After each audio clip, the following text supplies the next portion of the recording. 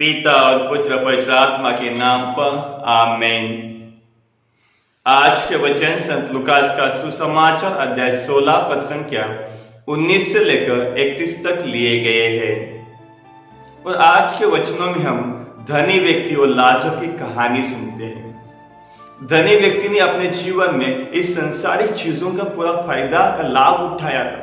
हर दिन नए कपड़े पहनना, हर दिन उत्सव मनाना, हर दिन इन संसारिक चीजों में वो लीन था। लेकिन भूल जाता है कि उसके द्वार पे एक पीड़ित और एक गरीब व्यक्ति लाजर पड़ा हुआ था, जो उसके टुकड़ों पे जीता है।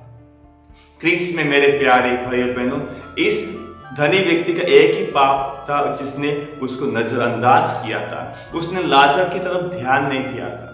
आज हमारे जीवन में भी हमें ईश्वर ने धन, संपत्ति, प्रतिष्ठा दी है, लेकिन आज हमें उन लोगों की तरफ भी ध्यान देना है जो दुख में है, तकलीफ में है और पीड़ा में है।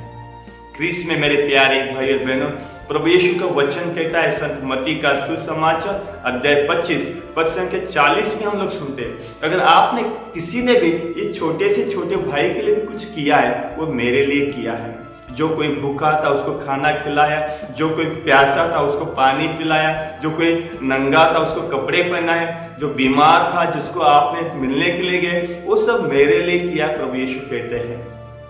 और इस धनी व्यक्ति ने इस लाजर की तरफ ध्यान तक नहीं दिया, उसकी तरफ नजर उठा के भी नहीं देखा था कि वो किस हालत में कैसा है। और यही उसका एक पाप था।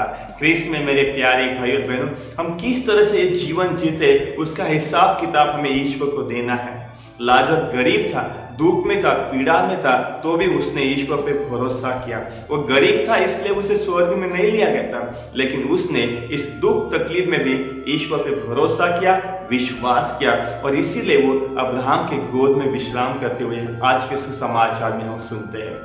और साथ ही साथ आज हम ये भी सुनते हैं कि वो धनी व्यक्ति अपने भाइयों के लिए प्रार्थना करता है, अपने भाइयों को सही रास्ता दिखाने के लिए वो सोचता है, क्योंकि उसे पता है कि वो वहां पे उस अग्नि जाल में कैसे तड़प रहा है। आज हमें भी, हमारे जितने भी पूर्वज है जिन्होंने शायद गलत रास्ता चुना था, आज वो हमें भी, हमारे लिए भी प्रार्थना करते हैं वहां पे, ताकि हम वहां पे ना जा सके। आज हमें हमारा जीवन बदलने के लिए, एक नया रास्ता ढूंढने के लिए प्रभु यीशु एक चेतावनी देते हैं, एक बुलावा देते हैं। आज हमें वो रास्ते पे नहीं चलना है जो हमारे पूर्वजों ने किया होगा, हमारे घर के परिवार के सदस्यों ने किया होगा, लेकिन आज हमें नया रास्ता दिखाने के लिए प्रभु यीशु इन वचनों से कहते हैं।